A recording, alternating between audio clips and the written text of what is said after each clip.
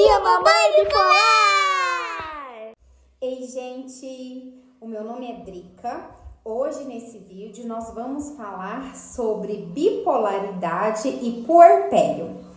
Mas antes, eu quero pedir um grande favor para vocês, que vocês se inscrevam no canal, deixem um joinha, façam um comentário, deixem um coraçãozinho nos comentários, uma frase, ou então pode dar a sua opinião, ou pode contar o que você passou também. É isso, bora pro vídeo! Então, como eu estava dizendo para vocês, eu tive 4 filhos. 2 são desencarnados e 2 estão aqui comigo. As que estão comigo são a Ana Luísa e a Pietra, e os que desencarnaram são o Sérgio Henrique e a Marina. Então, eu vou contar para vocês como que foi. Gente, esse puerpério em especial, ele foi muito difícil mesmo. Eu já tinha vindo de outro parto, cesárea, e eu estava tentando o parto normal. Eu iria tentar o parto normal. E aí eu fui para o hospital. Eu acho que isso não ficou bom, esse vídeo. O que eu faço? Bom, gente, eu vou começar do começo. Nesse parto em específico, eu já tinha vindo de uma ou outras cesáreas, né? Eu não vou falar para não expor meus filhos. E o meu sonho era ter o parto normal. Eu estava com a ideia fixa de que eu queria pelo menos tentar um parto normal. E aí eu tive uma gestação bem complicada, Esse meu bebê, primeiramente, né, eles falavam que ela estava com uma síndrome chamada SIUR, que é Síndrome do Crescimento Intrauterino Restrito. Então, ela não ganhava peso, foi uma gravidez com muitas preocupações, com muitas complicações na minha vida pessoal, com o pai desse bebê, né? Foi muito difícil mesmo a gestação.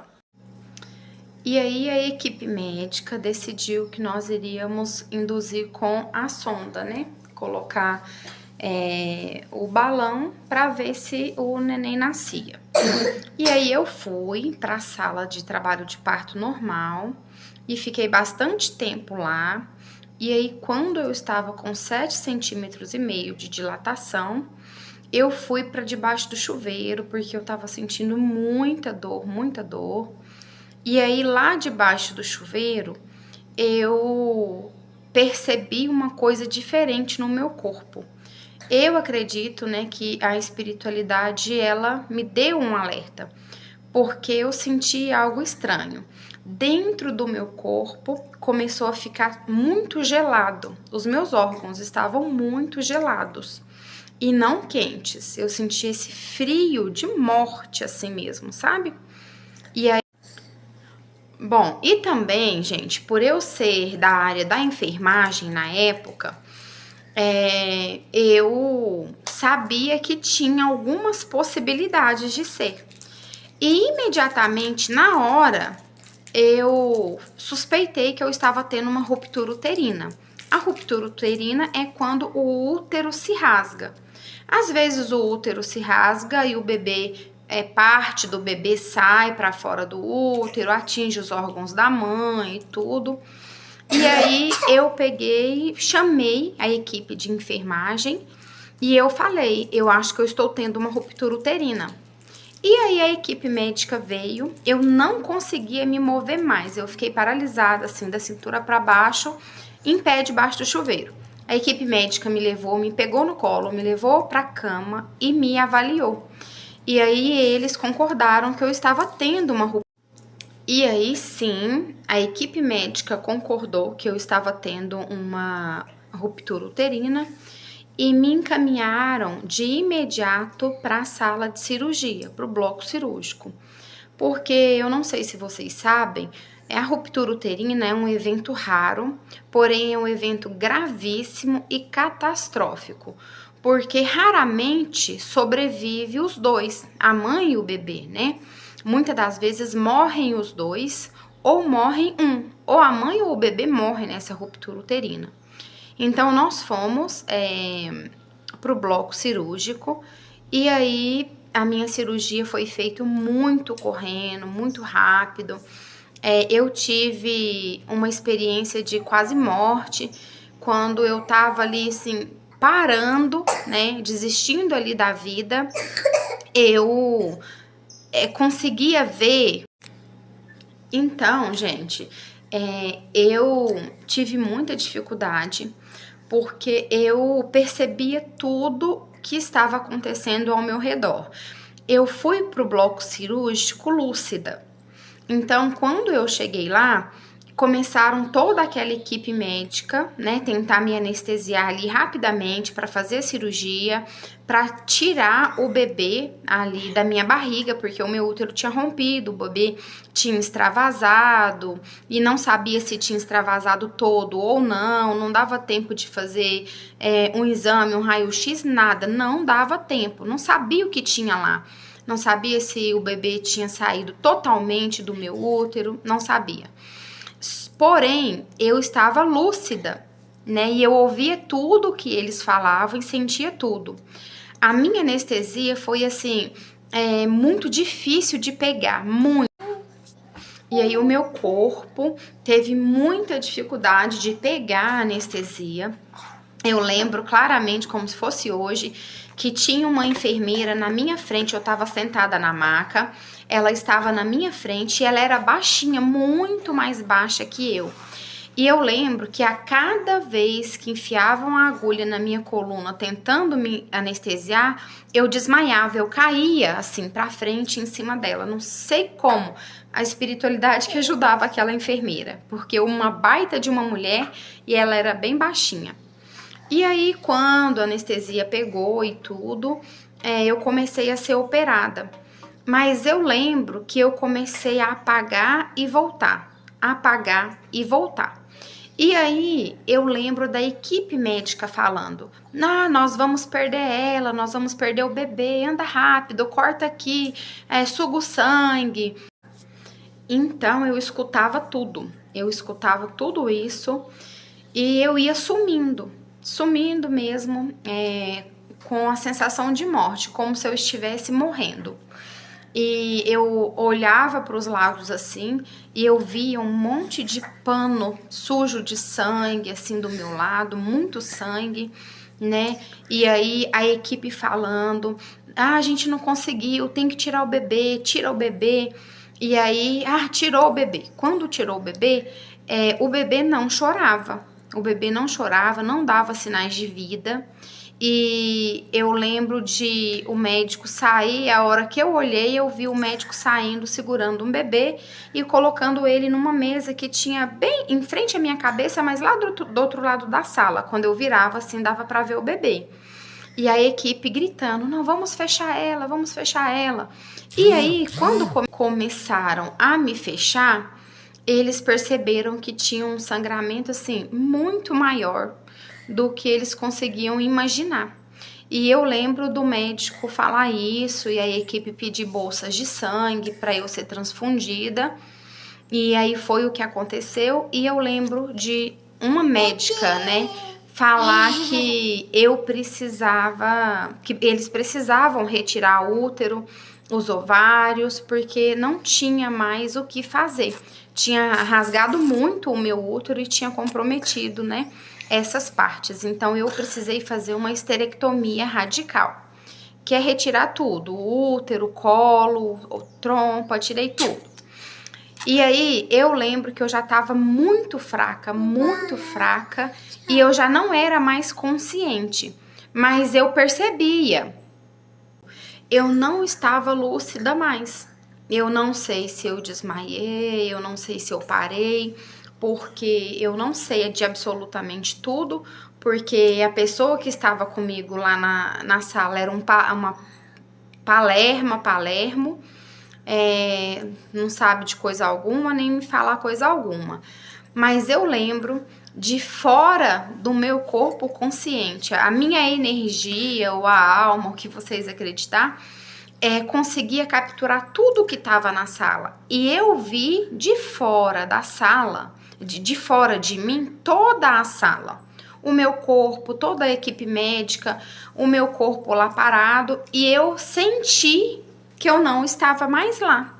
E eu lembro que, eu não vou ficar emotiva dessa vez, e eu lembro que eu orei, eu fiz uma oração, fiz uma prece, enquanto eu ouvia todos aqueles aparelhos apitando. Os aparelhos apitavam muito, e até esse momento, o meu bebê não tinha ainda chorado. E aí eu lembro de ter o pensamento de que eu estava morrendo, mas que se eu morresse, eu queria ver que ela estava bem. E aí foi essa oração que eu fiz, essa prece. Eu pedi a Deus, né? Eu pedi a espiritualidade que antes de eu ir eu conseguisse ouvir o choro do meu bebê. Que eu queria ver que ele estava bem. Eu queria deixar ele bem. E eu lembro de fazer essa prece. E foi exatamente isso que aconteceu. Ele deu aquele choro, e aí esse bebê deu aquele choro de vida, sabe? Aquele choro de que uma mãe ou quem trabalha no bloco cirúrgico, igual eu trabalhei, escuta sempre quando um bebê nasce, sabe? É um choro de vida, assim, um sopro de vida. Também te amo. E aí eu não lembro de mais nada. Só um minuto, filha.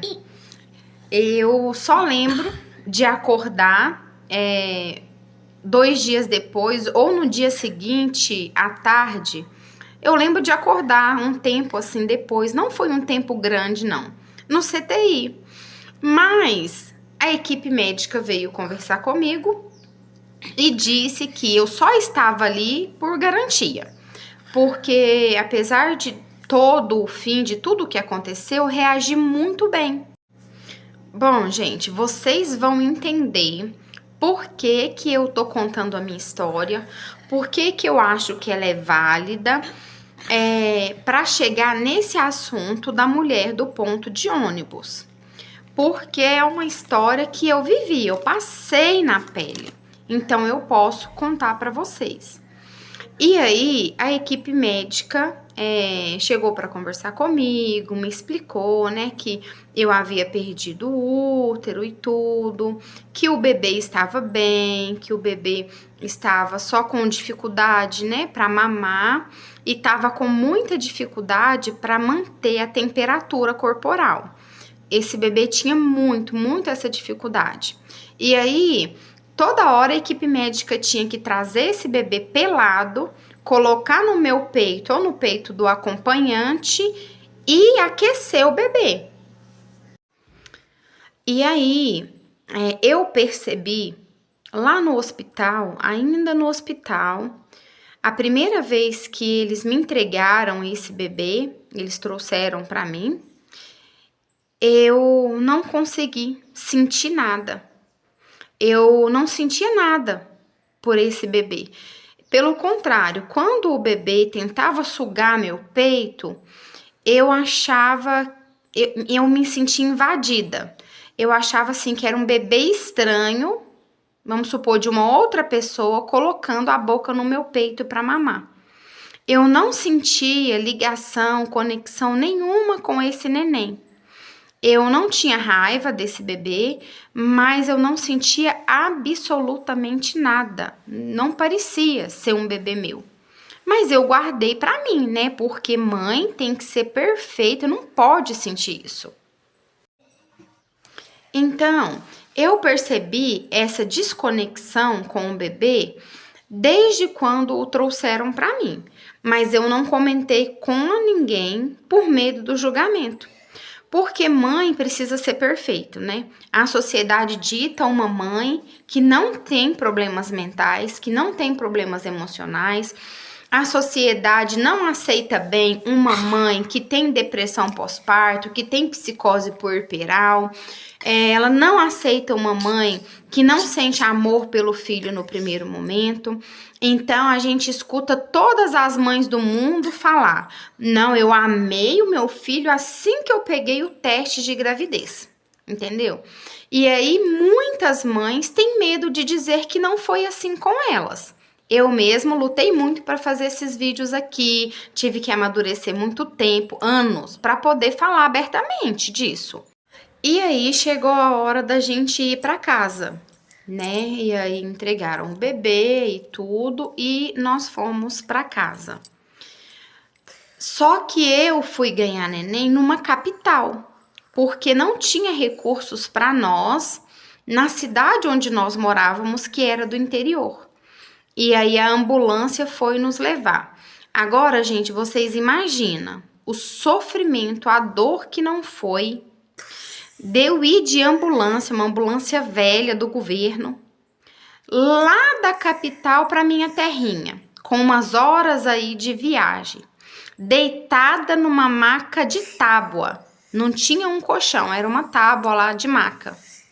Gente, eu estava aberta, toda costurada, e eu sentia como se tudo dentro de mim fosse saltar para fora.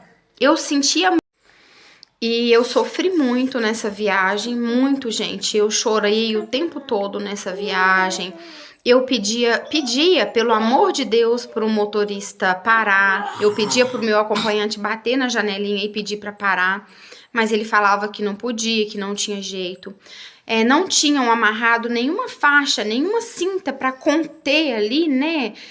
O corpo, a pele, tudo, para eu ir viajar. Gente, eu lembro de cada buraco, de cada quebra-mola que eu passava. Eu urrava de dor. Eu achava assim que ia abrir e eu morria de medo da minha cirurgia abrir e eu ter que voltar pro bloco cirúrgico e eu saber que, né, cirurgia era complicada para mim porque eu sempre precisava de transfusão de sangue. Foi uma tortura, gente, sem fim. Eu sofri demais nessa viagem. E, gente, essa é uma parte que eu vou chorar, não vai ter jeito. E aí, eu lembro que quando eu cheguei em casa, ainda a dor não tinha acabado, sabe? Era pior ainda, porque foi quando as psicoses retornaram, começaram, né? Quando as minhas psicoses começaram. Quando eu cheguei em casa, eu comecei a passar mal. Eu comecei a passar mal do nada e eu senti assim. Eu fiquei o primeiro dia bem, cheguei com o bebê, tava tudo bem.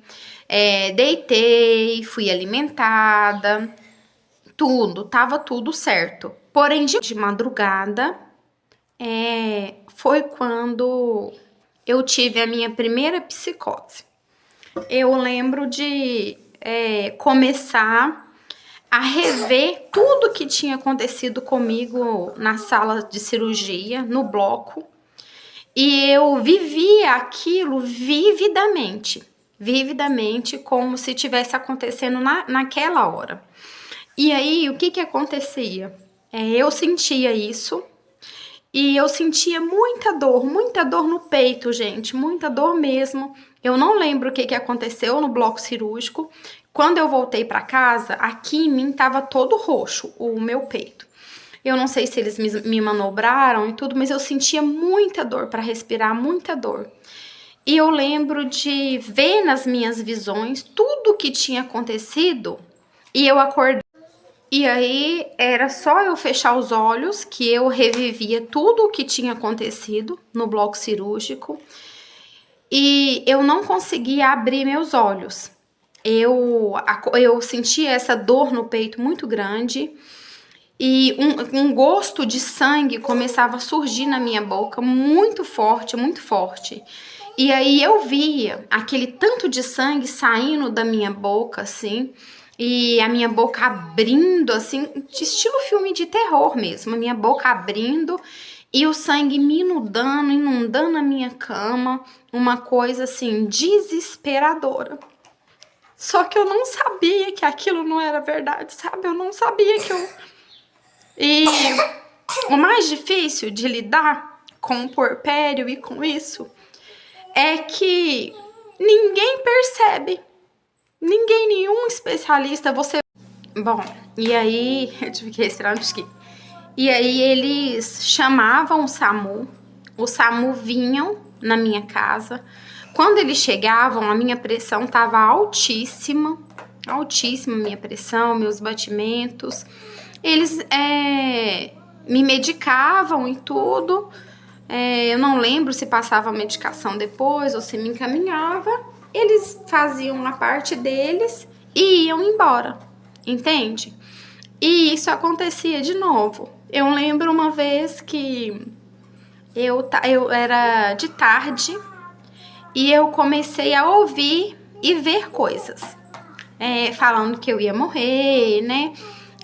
Lembrando coisas que eu tinha passado no hospital, vendo sombras, assim, e voltava a sentir essa dor no peito e esse gosto de sangue que era um marco na minha vida. E eu escutava, sabe? Eu escutava essas vozes falando, você vai morrer, tá chegando a hora de você morrer.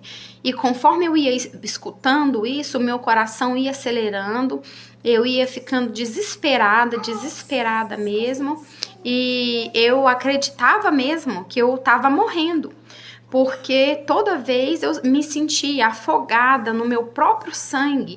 Eu sentia aqui borbulhando assim de sangue, eu sentia o gosto, eu via a cor, eu olhava e me via toda inundada de sangue, sabe? E eu lembro uma vez que teve até uma amiga que foi de madrugada, que é uma pessoa que eu amo muito, a Lolo, depois eu vou marcar ela aqui. Em um desses episódios, eu pedi pra ligar pra ela, sabe? Que era a única pessoa que eu confiava, assim, de conversar livremente sobre isso, sabe? E aí eu lembro da Lolo chegar na casa onde eu tava e me explicar, né, Drica, você tá bem, você tá viva, você já tá em casa, você tá saudável, tá tudo bem, você não vai morrer, você só passou por muita coisa, só um momento difícil, né? Eu lembro dela ficar... E aí dela cuidar ali de mim, de ficar até o SAMU chegar. Aí era a mesma história, o SAMU chegava, eu tava com a pressão altíssima e tudo. E aí eu lembro que de uma dessas vezes, de tanto o SAMU ir lá onde eu tava, ele comentou, ele falou, olha, eu acho melhor vocês cuidarem dela e olhar direitinho, porque ela pode estar com depressão pós-parto. Mas... ninguém olhou, né? Ninguém que tava lá, saudável, adulto, deu importância pra... Imagina, né? Naquele momento ali, eu era mãe, né? Eu não podia ser uma mãe deprimida. Eu não podia ser uma mãe psicótica. Eu não podia ser uma mãe precisando de ajuda. Não. Eu tinha que ser uma mãe forte, né? É assim que as mães são. As mães cuidam dos seus bebês, as mães saem do hospital e vai cuidar dos seus bebês, porque elas são fortes, elas são resistentes, elas têm a mente boa, porque a mãe é amorosa, ela dá vida pelo seu filho, ela ama seu filho. Então, uma mãe tá deprimida depois de levar um filho vivo e saudável para casa, é inadmissível, né?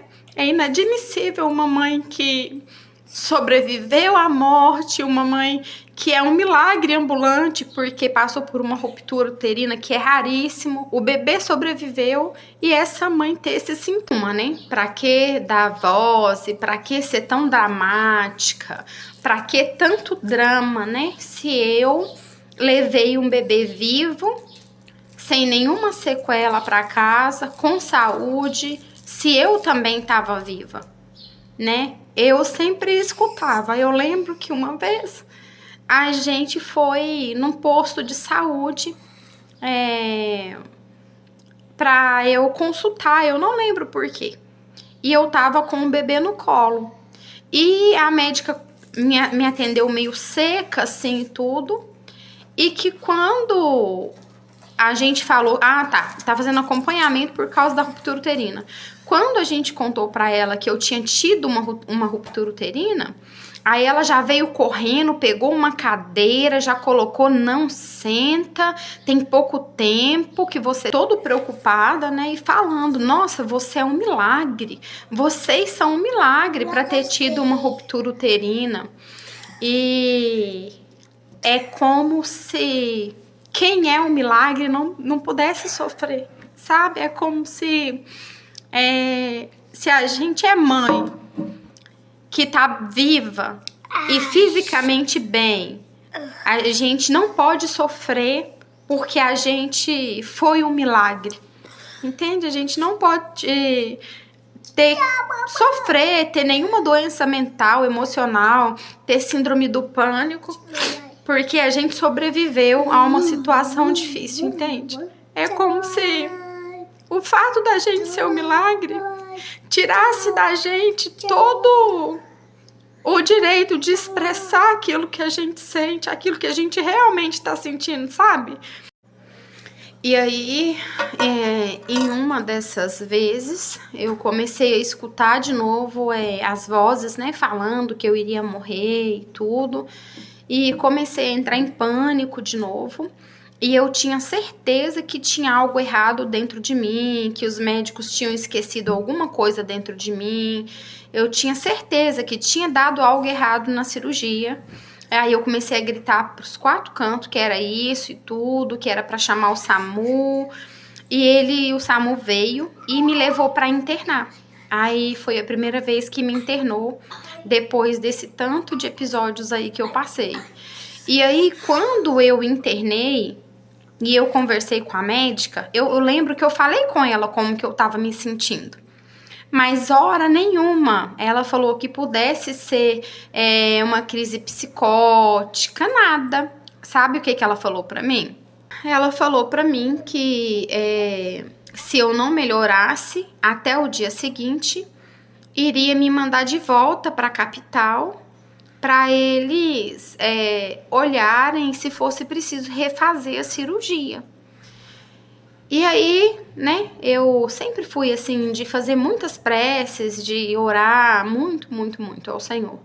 E eu lembro que eu tava sofrendo tanto, eu tava sentindo tanta dor, eu não tava entendendo o que tava acontecendo com a minha cabeça e tudo, que eu pedi a Deus para me levar embora, sabe? E eu falei com ele, falei, me leva embora, porque eu não aguento mais sofrer, eu não aguento sentir dor mais. Quanto tempo uma pessoa pode suportar dor sem sucumbir, sabe? E aí eu dormi e no dia seguinte meus exames deu tudo bom, estava tudo certo, sabe? A médica não percebeu nenhum sinal, né, com esse tanto de sinal de alerta aí. Os médicos, ninguém percebeu nenhum sinal, a não ser aquele bombeiro que deu uma possibilidade, né, da depressão pós-parto, mas ninguém olhou isso, e liberou. E aí eu recebi alta e eu fui embora para casa. E aí começa uma outra etapa muito difícil. Essa série vai ficar bem grande, não tem como ficar pequena, né? Mas eu preciso contar para vocês a experiência de uma mulher real que passou por isso, para que as pessoas entendam como é. Quem sentir vontade de ver, né, toda a série. Bom, aí eu fui para casa e eu não tinha rede de apoio nenhuma. Era eu e eu mesma. Aí, eu esqueci de falar, né? No primeiro mês, eu tive rede de apoio. No primeiro mês, eu tive amigas, a minha avó, uma tia, que foi para minha casa ajudar a olhar o neném para eu tomar um banho, a olhar o neném para eu comer, a olhar o neném para eu cochilar um pouco, essas coisas. Eu tive essa rede de apoio no primeiro mês. Eu tive aí. E aí, depois, a vida segue, né? E aí, aparentemente, eu estava bem, recuperada. E aí a vida seguiu. Gente, mas a vida seguiu de uma forma terrível. Terrível, terrível, porque era só eu, o meu bebê e uma outra criança que era nova também, sabe? E a vida seguiu, né? Aí eu já tava em casa, eu tava sozinha, cuidando de 2 crianças, um casamento que já não era lá essas coisas, e eu fui cuidar de um bebê que eu não tinha ligação com ele nenhuma. Foi um bebê que chorava demais, chorava mesmo, gente, chorava 24 horas mesmo, esse bebê chorava. Eu não tinha tempo para tomar banho, eu não tinha tempo para escovar os dentes, eu não tinha tempo nem para comer, porque no meio disso tudo eu ainda tinha outra criança para olhar, para ensinar dever, casa para cuidar, janta para fazer. E, gente, conforme o tempo passava, eu ficava cada vez mais esgotada, cada vez mais cansada, cada vez mais sem dormir. Só dentro de casa, sem dormir, cuidando dessas 2 crianças, sabe? Aí eu lembro de uma noite em que eu tava desesperada de barulho, de ouvir o choro do neném, mas um desespero tão terrível, e de dia sem dormir, o pensamento acelerado, muita coisa na minha cabeça, que eu comecei a ouvir vozes falando que aquilo não era vida, né? Que tinha outra solução, que eu podia fazer isso que vocês sabem, que eu podia fazer com todo mundo ali, que aí ninguém ia ficar sofrendo, acabava com o sofrimento de todo mundo. E aí eu começava a escutar essas vozes me dando várias sugestões negativas de resolver a situação. E uma vez esse bebê estava chorando tanto. Já fazia assim umas 5 horas, sabe? Quase o dia todo, assim. E eu não tinha comido, eu não tinha tomado banho. Da hora que eu acordei, eu estava com esse neném chorando. E aí já era noite. E a pessoa tinha resolvido sair para passear, né? O pai. E, gente, eu com os pensamentos muitos ruins, muitos maus pensamentos de resolver de uma forma ruim. E aí eu sabia que eu ia fazer, eu sentia que eu ia fazer aquilo, sabe? Eu tô tentando falar pra vocês de uma forma clara, mas de um jeito que o meu vídeo não seja tirado, né, cancelado pelo Instagram, porque tem aquele BO se você falar a verdade, né? E tem palavras que você não pode dizer, mas vocês sabem o que eu quero dizer. Eu tinha ideações ruins comigo e com o meu neném. E aí, uma vez eu tava muito exaurida, que as vozes falavam pra mim: vai, faz isso, vai acabar com o seu sofrimento, com o do bebê, com o de todo mundo, vai, faz isso. E aí, muito esgotada, eu lembro de pensar: é hoje, vou fazer isso. E aí eu fiz uma prece para o Senhor me perdoar, ou que ele me desse forças para aguentar. E eu lembro de dormir no chão do berço. E aí eu lembro, né, de acordar. Quando eu acordei, eu estava dormindo no chão, na beirada do berço, o bebê no berço caladinho, dormindo por um milagre do Senhor, e o outro criança, o outro bebê na cama de solteiro. Então a espiritualidade me apagou ali, né? Me sustentou mesmo, me impediu de dar razão àquelas vozes que eu ouvia, de fazer algo que eu jamais iria, né? Iria ser difícil para pra mim, né? Porque às vezes a gente fala pra todo mundo, mas tem muita gente cagando aí pro que você tá passando, entendeu? Mas em algum lugar desse universo eu iria me arrepender, né? Então os dados científicos depois de bipolaridade, de transtornos de saúde mental, aí eu vou colocar para vocês aí no texto, né? Porque eu não vou decorar todas as dificuldades, as leis, tudo que tem aí. Então, estou falando daquilo que eu passei. Bom, e aí a espiritualidade me deu esse socorro aí, né? Literalmente mesmo. E eu, gostosa. E eu acordei. Aí eu acordei, aquele dia foi um dia muito tranquilo. E aí as coisas começaram a caminhar, a passar. E aí parecia que tava tudo bem, né? Parecia que tava tudo indo bem. O bebê continuava um bebê muito chorão. Mas eu tava suportando, mesmo com toda a dificuldade, sabe? Aí a vida seguiu, como tinha que seguir para todo mundo. Seguiu de uma forma muito difícil. Eu continuava uma mulher muito sobrecarregada, muito cansada. Eu tinha 2 filhos ali para cuidar, casa. Então, eu tenho fotos, eu vou colocar para vocês, onde vocês podem ver uma mãe acabada, destruída, com claros sinais de exaustão. O problema é que a gente fecha os olhos quando a gente vê uma mulher assim. Por quê? Porque é mais fácil ignorar do que se envolver, do que abrir mão do seu tempo para ajudar, né? Do que ir pegar um ônibus para limpar uma casa para uma mulher dessa, para olhar um neném desse para a mulher dormir. Então é mais fácil ignorar.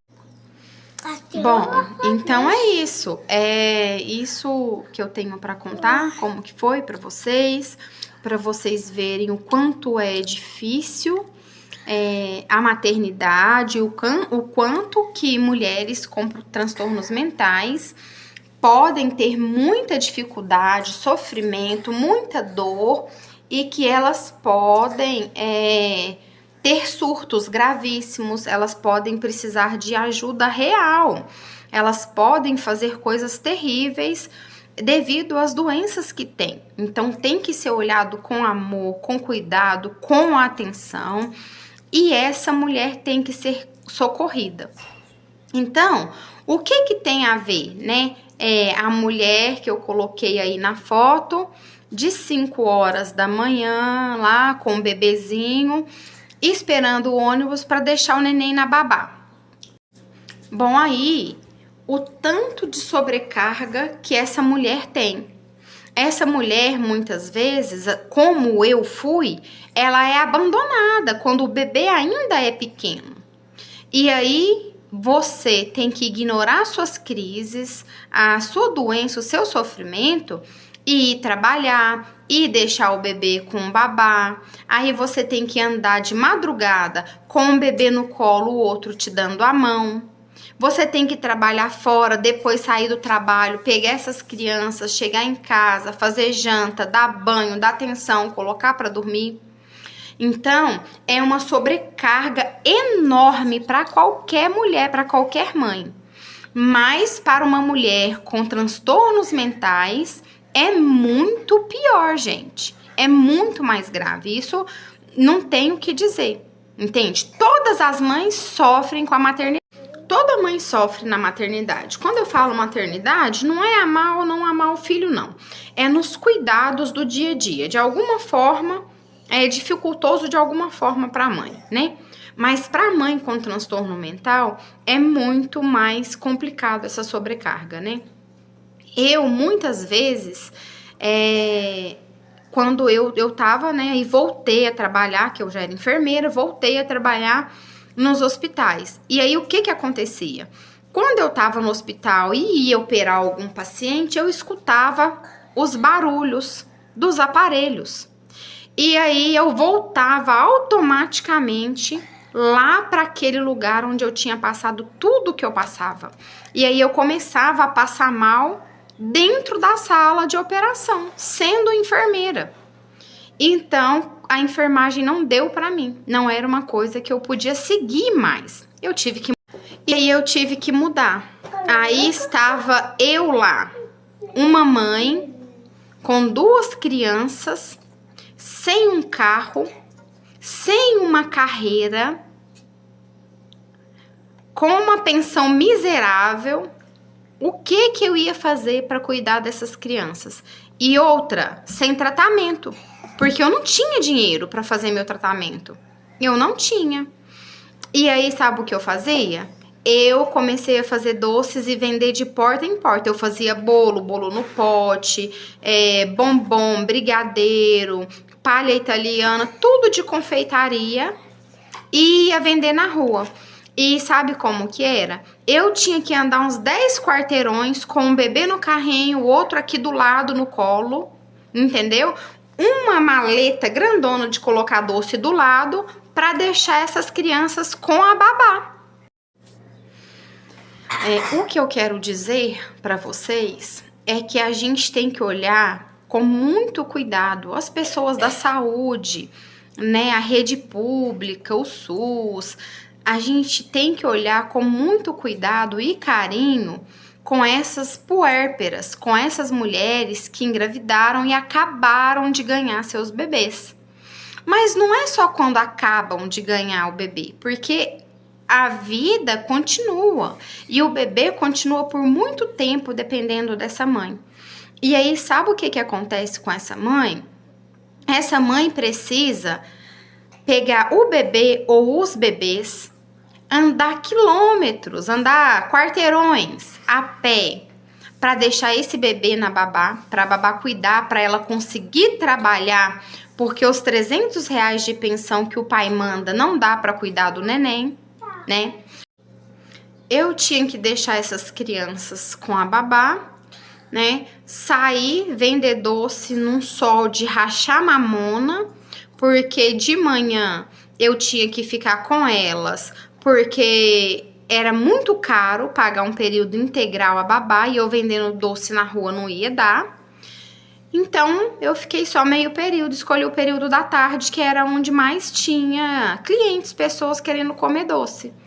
Eu fingia que estava mentalmente bem, deixava essas crianças com a babá, ia vender os meus doces ali de 1h da tarde às 5h da tarde, andando a pé de loja em loja, no centro da cidade, no sinal. E aí eu voltava, pegava essas crianças, eu ia cuidar delas, fazer janta, arrumar casa, e eu ia ficar até 3h da manhã fazendo doce. E aí eu ficava até de madrugada fazendo doce. E vocês acham que esse bebê dormia? Muito pouco, muito pouco. Muitas vezes eu fazia doce para vender com esse neném no meu colo, Eu vou mostrar para vocês fotos, eu vou colocar aí para vocês verem. E era o que tinha. E aí eu ignorava totalmente a minha saúde mental, porque eu não tinha como me cuidar, não tinha medicação. E eu cuidei das vezes que alguns médicos me disseram que era depressão, eu cuidei e eu piorei significativamente. E aí eu parei de tomar os remédios. Falei, não vou tomar. E aí nós descobrimos que não era depressão, era bipolaridade, né? Que foi quando eu comecei a estabilizar com as medicações.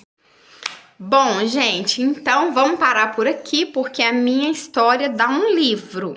Não é à toa que eu tô escrevendo um. Literalmente é muita coisa. Então vamos parar só do lado da maternidade pra gente conversar sobre isso com relação à mulher daquele vídeo que eu fiz, né? Porque aí depois tem várias outras histórias minhas, né? As tentativas, né? Porque eu abandonei o tratamento, porque o tratamento não dava certo, não achava medicação e aí vai. Mas eu quero dizer que eu queria fazer essa ligação, porque aquela mulher lá no ponto de ônibus, ela estava exausta, ela estava sobrecarregada, né? Porque não é só um filho, era mais, e mesmo se fosse um, né? Se o bebê não dorme, você não dorme, e você tem um problema de saúde mental, esse problema se agrava ao triplo, né? Aí fica, não, aquela mulher, ela estava exausta e sobrecarregada, precisando de ajuda real. E eu faço uma pergunta: quem vai olhar para essas mulheres que realmente precisam de ajuda? Quem vai olhar com mais empatia, com mais tempo, olhar nas entrelinhas e no detalhes, se essa mulher ela não tem algum transtorno mental ou se ela está em crise num transtorno mental? Quem é que vai se dispor a ser a mão, a ajuda que essa mulher precisa para permanecer viva com seus bebês vivos também? Quem é que vai ser aquele que vai aliviar a carga? Quando é que as medicações vão ficar mais baratas para as mães terem acesso ao que precisa? Quem nós somos nesse papel? Quando uma mãe, uma puérpera, chega pra gente e comenta que não tem uma ligação tão profunda assim com os seus filhos. Nós somos aquela que julga ou acolhe? Ou aqueles que julgam ou acolhe? Acolhe. Que tipo de pessoas nós somos quando uma mãe fala pra gente que não dorme há 3 dias? Que tipo de pessoas nós somos quando uma mãe chega pra gente e fala que está tendo delírio, que está tendo crises psicóticas? Entende? Como nós reagimos a isso? O que a gente faz?